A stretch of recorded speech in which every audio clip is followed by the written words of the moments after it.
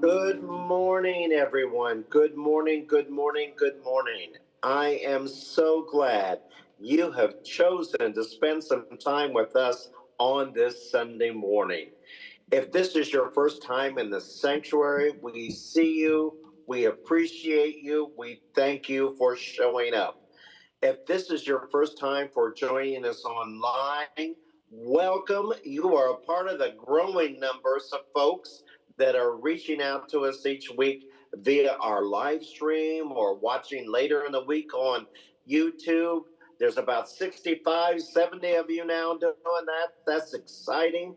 We say welcome and thank you for being there with that. I wanted to start today letting you know just a little bit of a tease for what is coming up on May. And what's coming up in May is an opportunity for us to be together in prayer. We are dedicating the entire month of May at CSL by Visalia as a month of prayer. On May 7th is the National Day of Prayer in the United States. And so we are going to have a very special noon gathering on Thursday, May 7th. Donna will tell you a little bit more about it later on, but I want to tease to it just a little bit. On the National Day of Prayer, we're going to come together virtually for an hour to look at prayer in our life. We're going to do a segment on prayers for prosperity, a segment on prayers for relationships, a segment on prayer for healing in our families, and a prayer for our country. So I hope you will pencil that in on your calendar to be a part of it, more of it later. And next Sunday, on the first Sunday in May, I am going to do a special talk on how we pray. You may have noticed that CSL Visalia, or if you're part of the religious science movement or an attendee at the Centers for Spiritual Living, we pray in what is known as an affirmative way. So join us next Sunday and find out a little bit more how we do that and why we do that. But in the meantime, welcome. You have a special day ahead of you with a special guest speaker. And I'm just going to say, pay attention. I'll let Donna tell you all about it. And so now let's hear what else is going on at CSL Visalia and Donna, our host. Good morning, everybody. Sort of a dreary day, but so glad you're here, sitting in the front row. So yes, I'm going to tell you all about our guest speaker in a minute, but first let's go. I don't think we have any visitors, but we do have a nice birthday thing there for Donna Kay. So thank you, Maria. Oh, and thank you, Mikey. He bought us a new broom.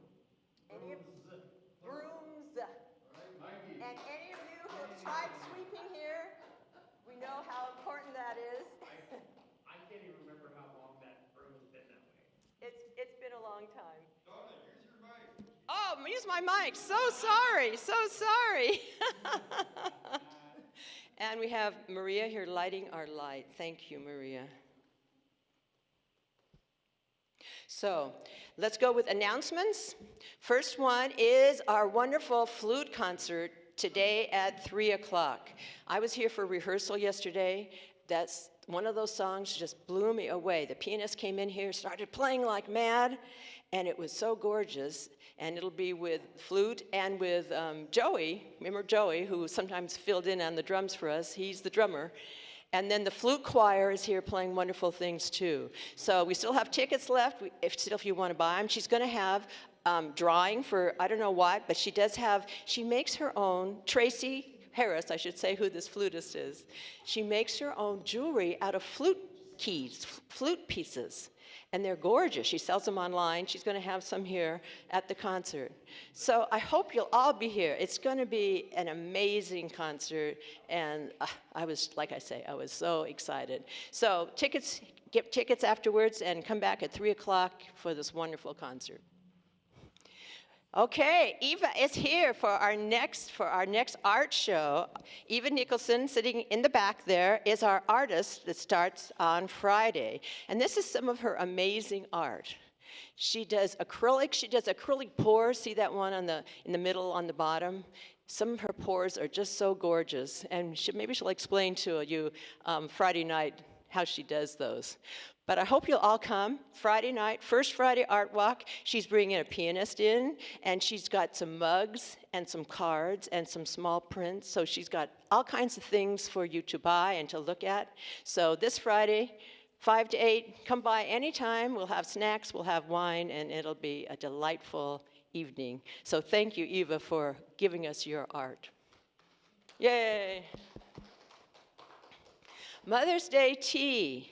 So we did one a couple years ago, and it was so much fun. Maria brought out all her beautiful teacups and her hats, and we had a walk around with all the hats. And I was telling the guys this morning that John Lehman won the hat contest last time we did this. So this is not just for women, this is for guys too. We're going to have entertainment, we're going to have prizes. I don't know, Maria's got some things worked out. She and Donna Kay are putting this all together. And Donna Kay lets you know that we need servers. Some of you remember being servers at the last one to serve all this wonderful food and tea. So if you can help, let me know, because we're going to need some people to help set up and to serve the tea and all the little finger goodies that we're going to have. So that is the day before Mother's Day, Saturday, May 9th at 3 p.m. right here.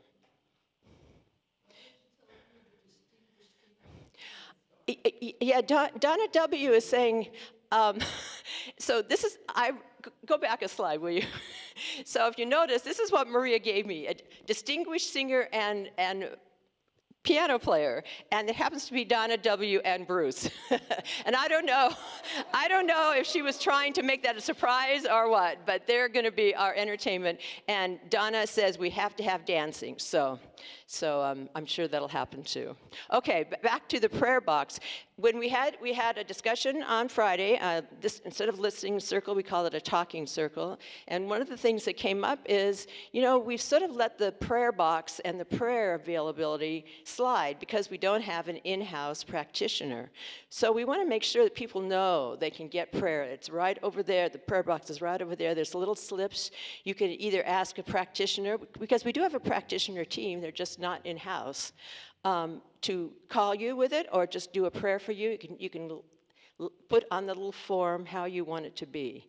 So that's an important part of what we do here. So I want you to know that that prayer box is there. Simon checks it every Monday morning and then sends it anything out in there out to the prayer team. So if you feel like you need prayer for anything, fill out the form and you will be prayed for. National Day of Prayer. This is what Reverend Jack was just talking about. It's on Thursday. Apparently, it's always the first Thursday or the second Thursday of May. And it's around the whole nation. Reverend Jack's going to host a special hour of prayer that day from 12 noon to 1 on Zoom. So it's our Let's Talk Science of Mind right on the home page. And come in for a few minutes, for an hour, whatever. He's going to explain it more like he said he would. But down on the bottom it says it's observed annually. Oh, there it is. First Thursday in May. Day of observance designated by the United States Congress. So I think we always need a little more prayer. We do our Peace Day in the fall, and now we can do a day of prayer in the spring. So put it on your calendar to join us.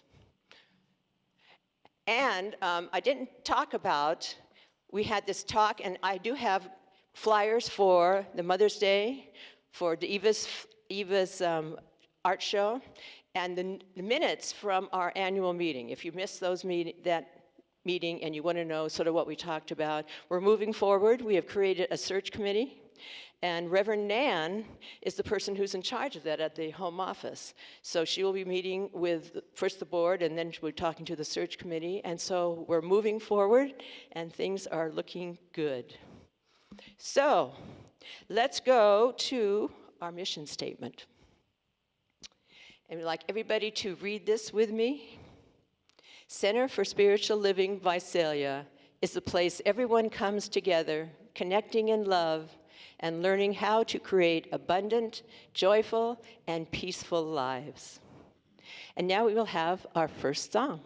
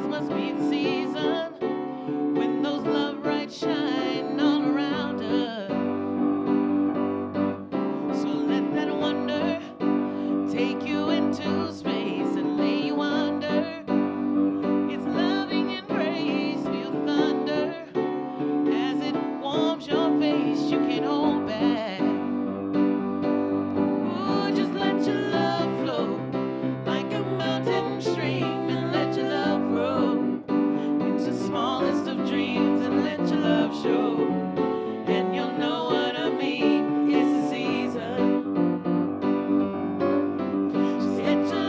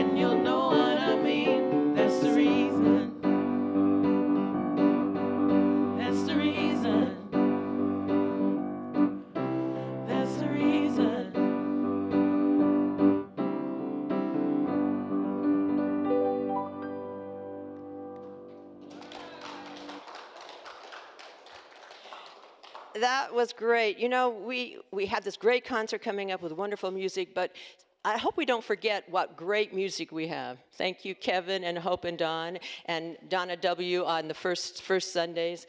I mean, we have great music, and I think we need to appreciate it all. So I forgot to introduce Reverend Christine. So I've got a little bio on her, and you'll recognize, there's some of you who've been here for a while because we've had her before. She was drawn to New Thought teaching in the mid-1980s. She became a religious science practitioner in 1998 and served the Agape International Spiritual Center. So that's one that we hear about all the time. She was recognized as a master practitioner. I have no idea what that means, but I hope she'll tell us because she's a master practitioner. And then became a licensed minister in 2023, and she is currently a staff minister at North Hollywood Church of Religious Science. She's a speaker, teacher, writer, and she combines plenty of wisdom and humor. She last spoke at our center 2 years ago, and she's so happy to have her to come back, and we're so happy to have her. She's continuing our talks on fear, which we have been talking about this month. Her topic, Say Yes to Fear. So that's an interesting one. All right, so let's go to our what we believe statement. We have 13 of them, and we picked one that fits our topic of the day. So will you read with me?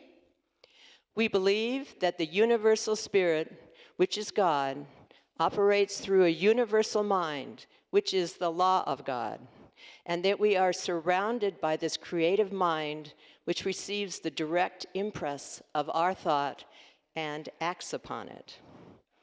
And now I'd like to introduce Bobby. Come up, and Bobby no longer has a sling on her arm. She's recovering, and she's going to give us our diversity quote.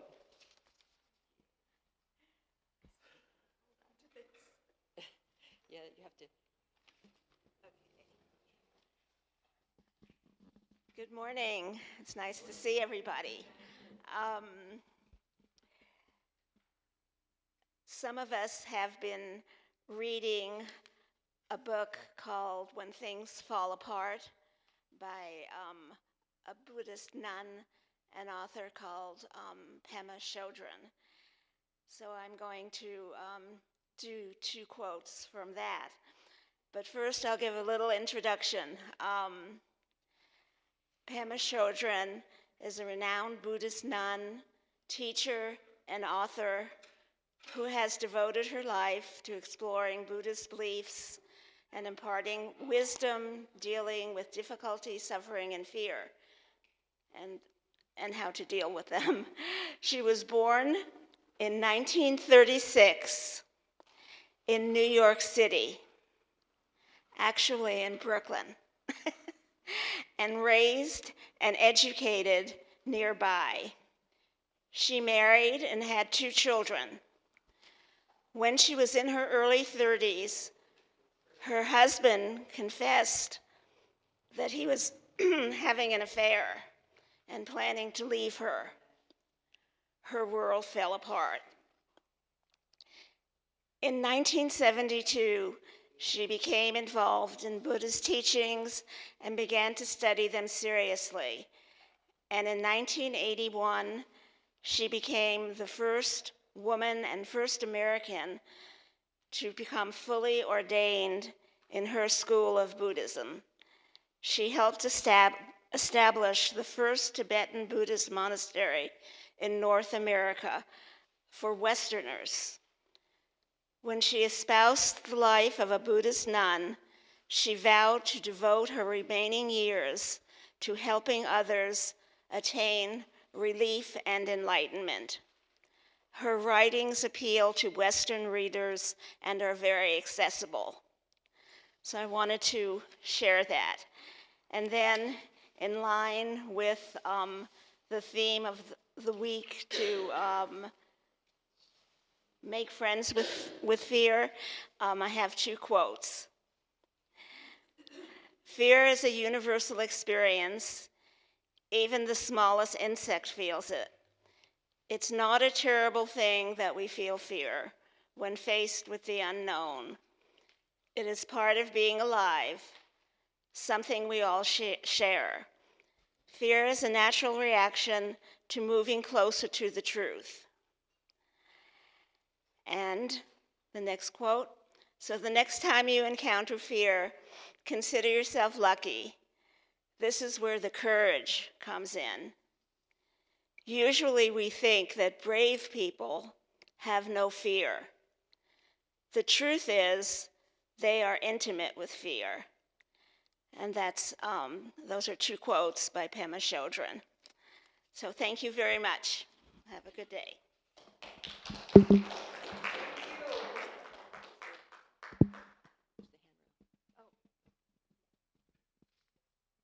Thank you, Bobby. So we're going to do our congregational song. This is a song we haven't done for a long time. I had to listen to it because I couldn't remember it at all. It's not an easy one, but our singers are going to lead us through it. So let's stand, if you're able, and sing our congregational song, I Am Light.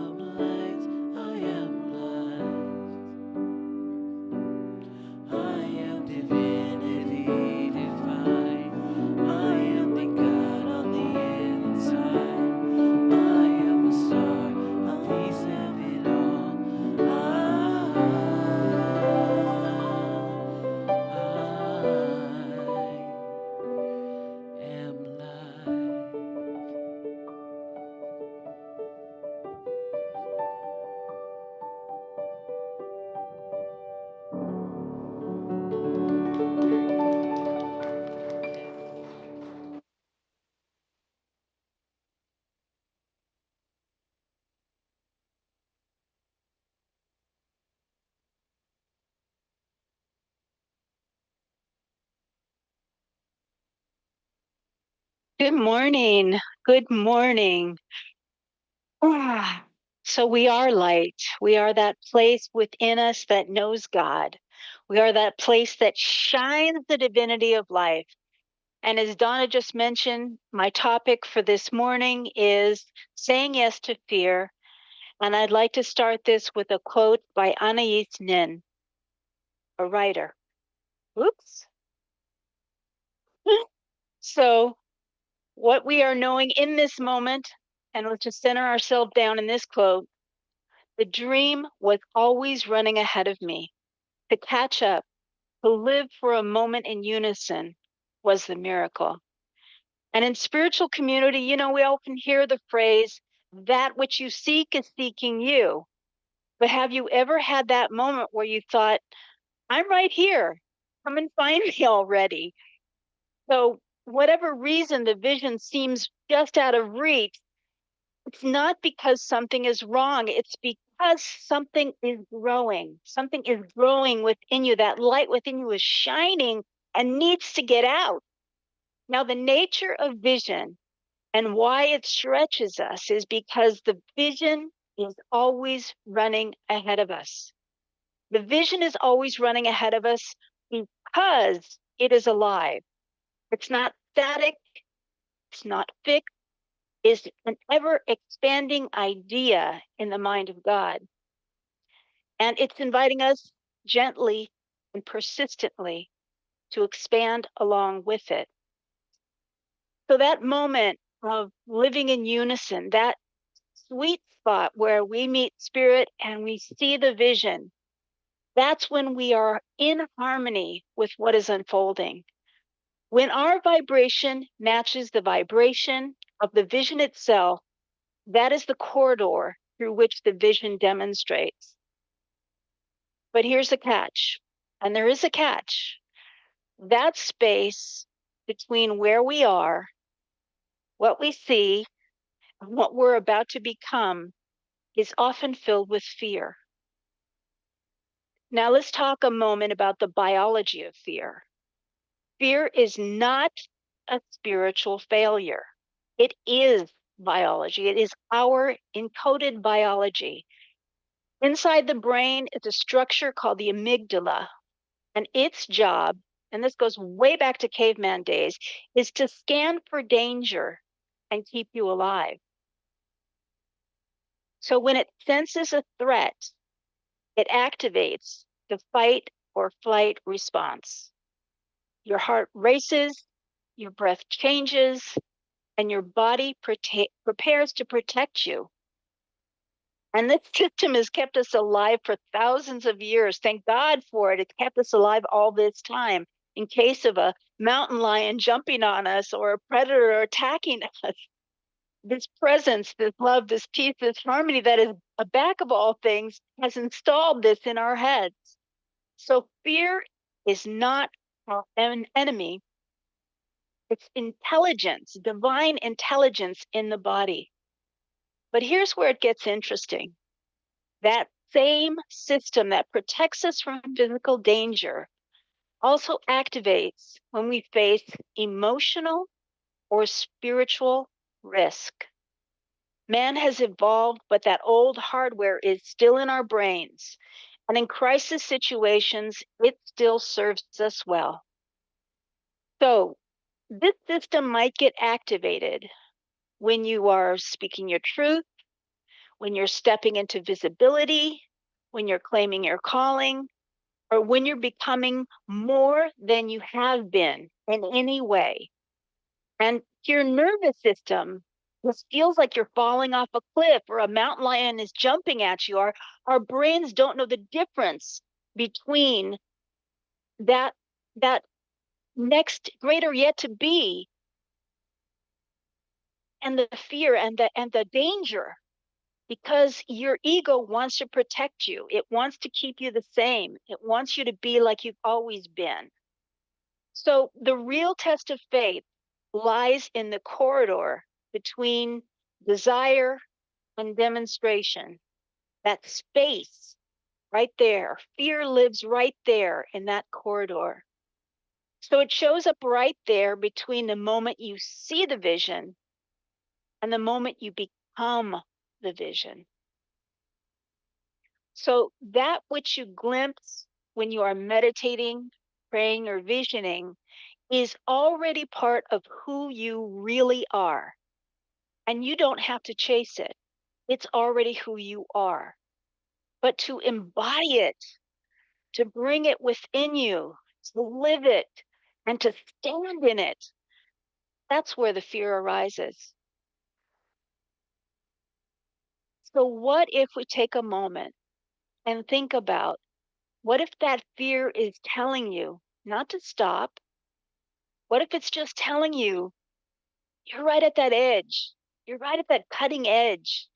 You're right where the edge of growth is, the edge of expansion is, the edge of your greater yet to be is. Just beyond that line, just beyond that line. So fear often appears at the exact point where your old identity can no longer contain your new becoming. And think of that old adage, and we hear about this in Science of Mind. I'm sure you've heard it in a sermon at some point. Think about the old adage about the caterpillar in the cocoon about to become a butterfly, or the baby chick about to pick itself out of the shell. The old identity is now too small to contain what you are becoming. So instead of asking, how do I get rid of this fear? How do I get out of it? How do I avoid it? How do I not feel it? How do I get away from it? We start to get curious. We can stand next to it and ask, what is this fear inviting me into? What's going on? What's my next greater yet to be? So that's where we take a breath, we pause, we breathe. We stand there with that fear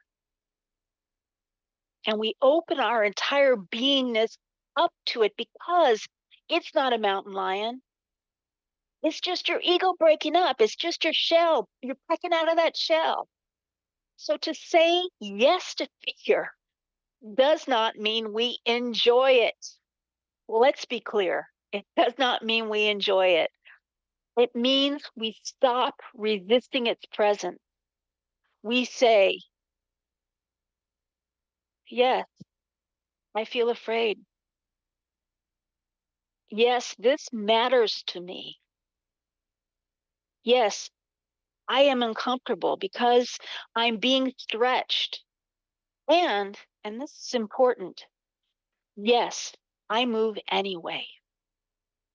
So, because to demonstrate the vision, we must become the vision. I've said it before and I'll say it again.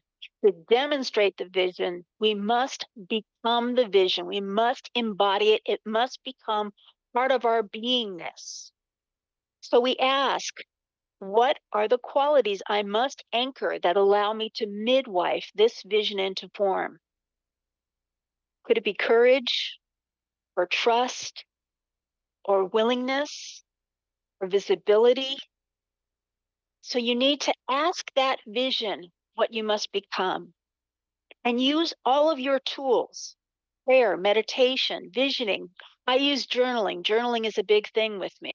That's how I know how I really feel. Sometimes I don't know how I feel until I start journaling.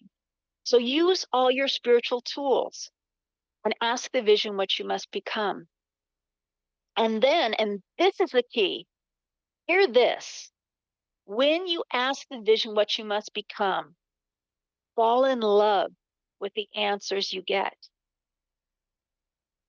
It's telling you what you need to become before you can cross that line, step over that bridge, and move into your greater yet to be.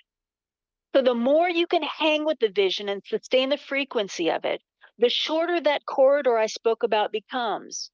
And the more you resist it, the longer that corridor becomes.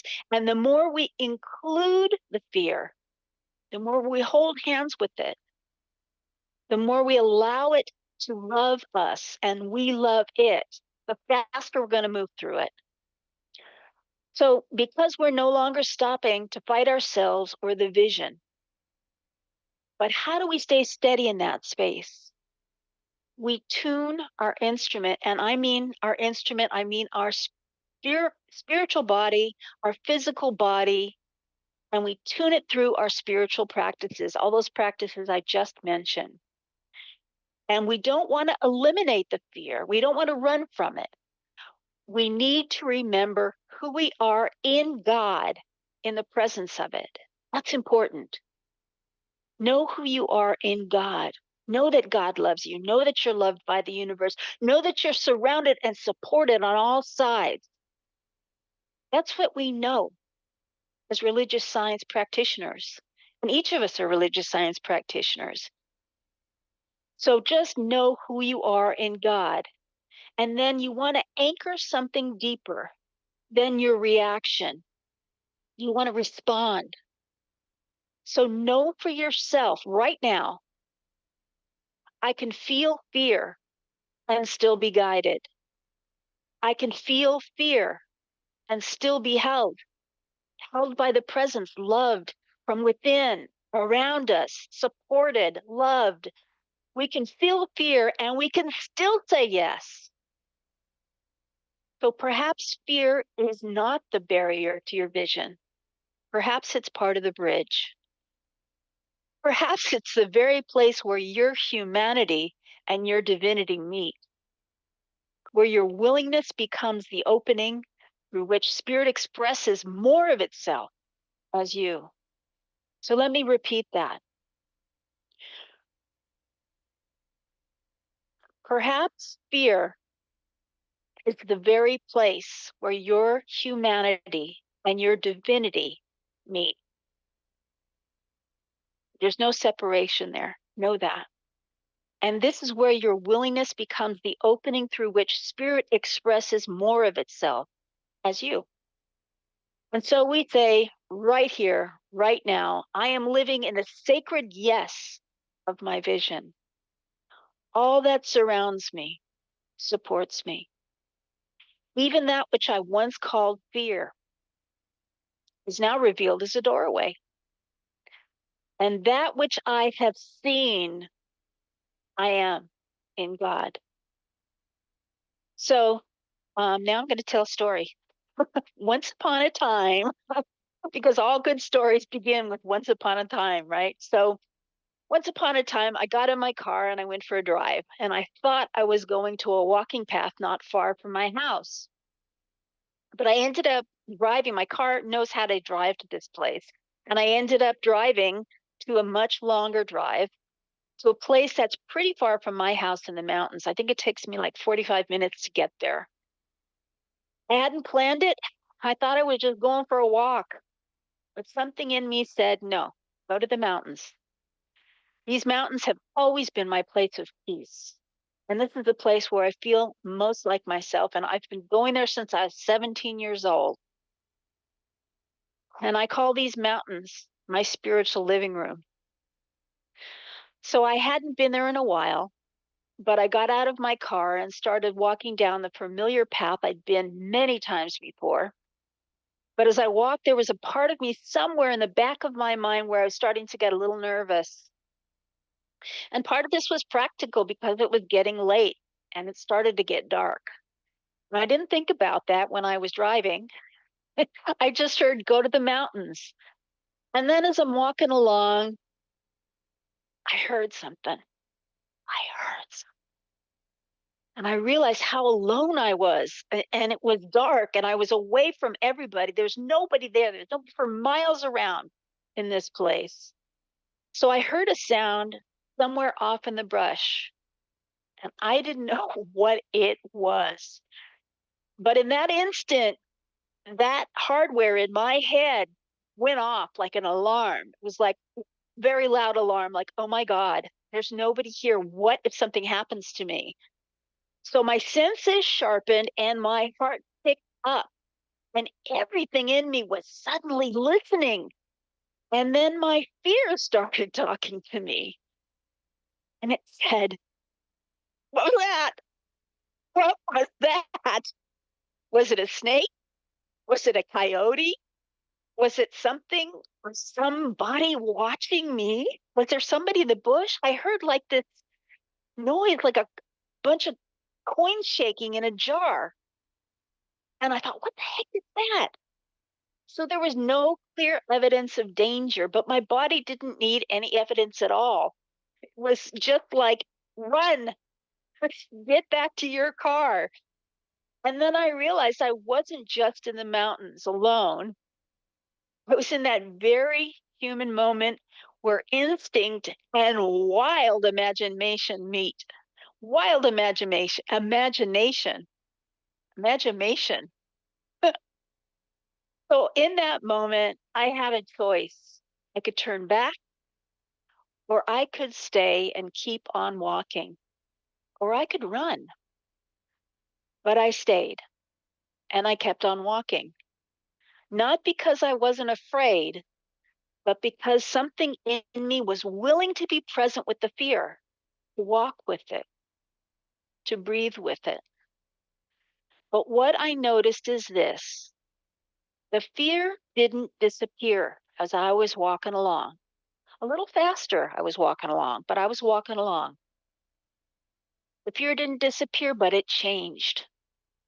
I stayed present to it and it quieted down. And I realized something simple, powerful. Fear had arisen not as a command, but as a signal. And I didn't have to obey it blindly. I didn't have to react. I didn't have to have that knee jerk reaction. I could be aware of it, I could acknowledge it, and I could still choose. I hadn't gone into the mountains to face fear, but that's exactly what happened. And in staying, in not running down that path and back to my car as quick as I could, but walking slowly, mindfully, with confidence in the present, something within me was revealed in that moment. What I thought was the fear of the wilderness was actually resistance to change the way I reacted to fear. It allowed me to get control of that part of my brain that is just constantly reacting. So what I thought was danger was just a doorway. And when I left that place, I didn't feel defeated. I felt different, quieter, clearer, like something within me had shifted. So I hadn't gone into the mountains to face fear, but that's exactly what happened. And on the other side of that fear was not only healing, but realization that I had a choice in that moment, whether to react or respond, whether to walk with it or run away. So, what's the moral of the story? Because every good story has a moral, you know. The moral of the story is saying yes to fear does not mean we like it. It means we stop resisting it. We stop blindly reacting to it. We say, yes, I feel afraid. Yes, this matters. Yes, I am being stretched. And yes, I am moved anyway. So there's this practice of divination. Some of you may know about it. It has a very interesting history, which dates back to 98 AD. So this is old. And the history is longer and more complex than we have time to go into. But the practice of drawing runes or rune cards, which is what I have, I do card readings sometimes when I need some guidance. And it's one of the ways Spirit speaks to me, writing and card reading. Spirit speaks to us in multitude ways. No matter what, Spirit is always speaking to us. It's a matter of whether or not we're listening. So anyways, rune reading is similar to tarot cards, but the practice came much earlier. So one of the runes, and this is like one of my, cornerstone runes, and it's a rune I often draw that's called Theresa, or the gateway rune. And I'm going to read you a quote from the Book of Runes, and it's written by a cultural anthropologist by the name of Ralph Bloom. And this is about gateways. Take this in, just hold this for a minute. Be a lover of gateways. Approach them softly. For once you pass through, there will be changes and much that you will gladly lay aside. So, a gateway, that place between what has been and what is not yet fully formed. And here's what I want to suggest to you right now. Fear often arises at that gateway, not because something is wrong, but because something is about to change in you. Something's about to change. So, if you will, indulge me for a moment here and close your eyes.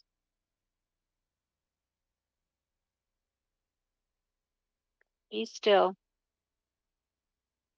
Turn within.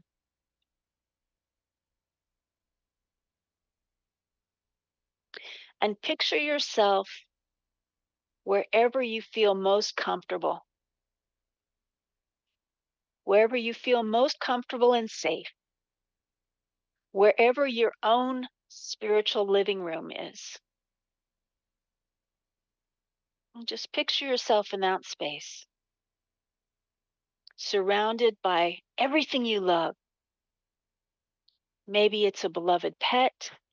Maybe it's your partner. Maybe it's just your home. Maybe it's a place in nature. But feel the vibration of that space holding you, like the presence of God holding you in its arms.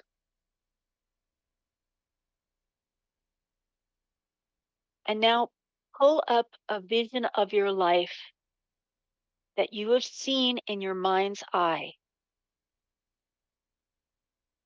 that has not yet come to pass.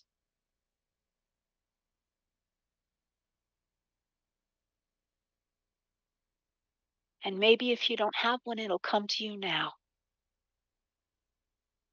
Can you pull that up?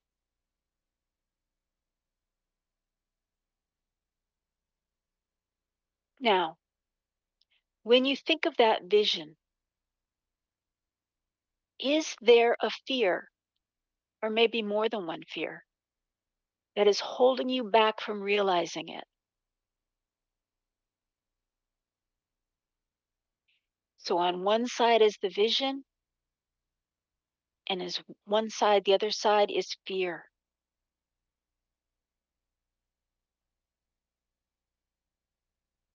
Now, in this moment, while you're in your safe space, I want you to reach out and visualize yourself holding hands with that fear, having the vision hold the hand of the fear. And now, together, I want you to picture yourself looking down and drawing a line in front of you. If you're out in nature, you know, they always say, draw a line in the sand. Draw a line in the sand right now and just stand there. Imagine yourself standing on that line. The past is behind you. The future is in front of you. And everything in front of you is infinite possibility. Infinite possibility. And this is the moment of choice. This is the gateway. And yes, this is where you're holding hands with your fear.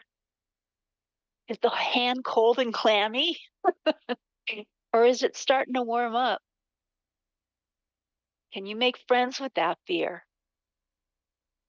Like Peña Chodron said, you can make friends with that fear. So this is also the place where the power of creation is right there in your hands and at your feet. So stand there. Breathe there. Say yes there. Because on the other side of this gateway, it's not just a new experience, it's a new expression of you. So you want to honor all the change that has brought you here. And remember, and I want you to hear this, you have choice. You have power.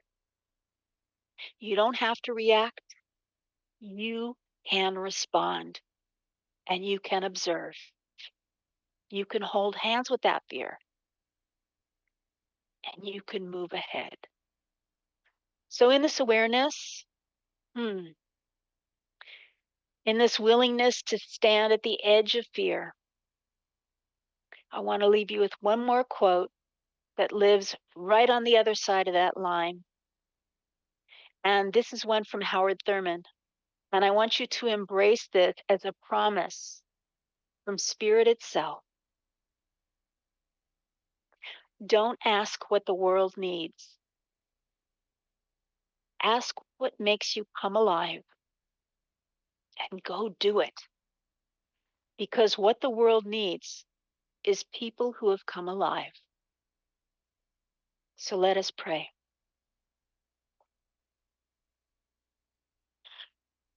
Oh. And when I pray, I always begin with gratitude, opening my heart fully to know the power, the presence, the oneness, the goodness of God, that divine presence which is everywhere present, that loving heart that holds us, that surrounds us in the midst of fear, in the midst of challenges, in the midst of our darkest night. That presence, that God, that oneness is right there. I know I am one with it, and I know that it is one with me. I have no doubt of this. So in this moment, I speak this word for everyone within the sound of my voice, everyone here present in the sanctuary, everyone who watches this replay. I know that the presence of God is loving you right where you are. And in this moment, I invite you to step over that line, to know that fear and take that step anyway, to move through that gateway with respect for everything that has led you up to that moment in time. How grateful I am for this. So I speak this word knowing, this is the truth, knowing absolutely that we are grounded in the presence of God. And it is here that we stand, saying yes to fear, but saying yes to our greater yet to be. I give thanks for this. I know it is so. And I rest in it, saying it is in the law right now. And so it is. Amen. Thank you.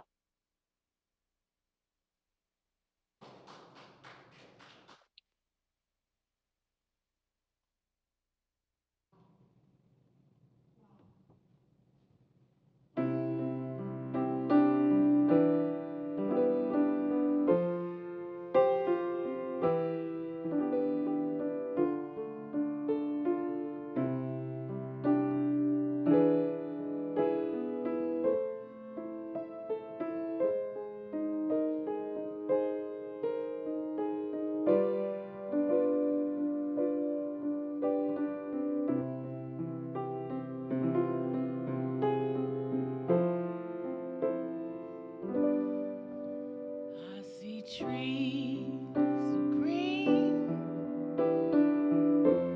red roses too.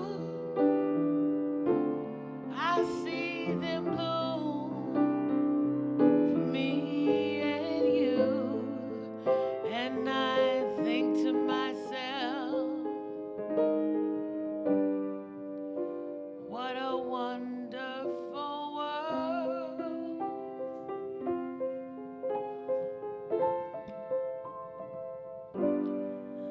I see skies of blue and clouds of white, the bright blessed day, oh, the dark sacred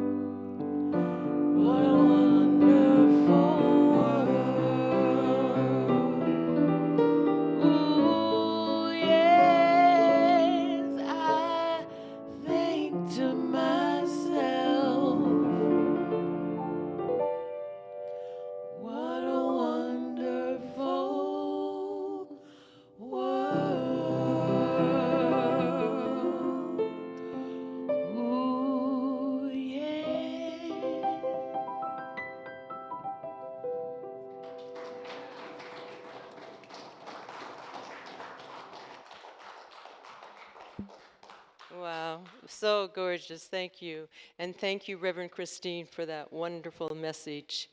So it's now time for our giving. Can we have the ushers come forward?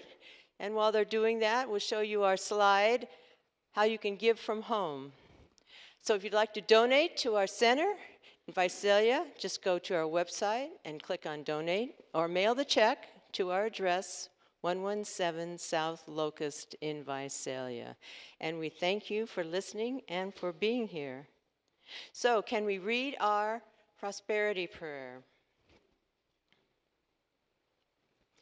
Today I expect every good thing to come to me, for I know that divine abundance is forever manifesting itself in my affairs.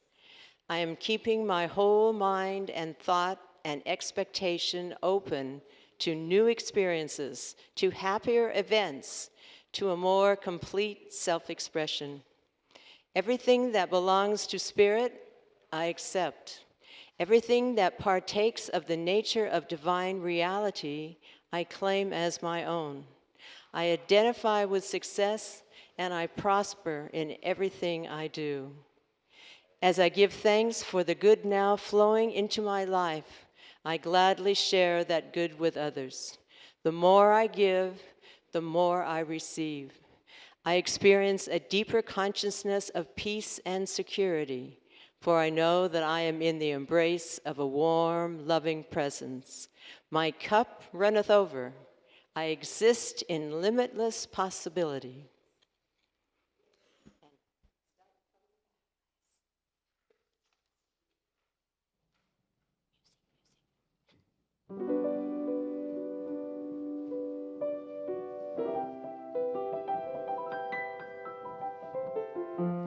And once you've given your gift, let's come up and get into our peace circle.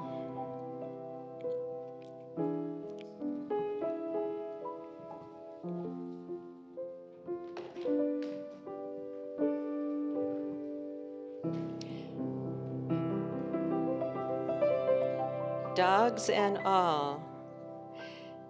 And let's read our blessing of the gifts. We bless these gifts and give thanks for all the good that they will manifest. And so it is.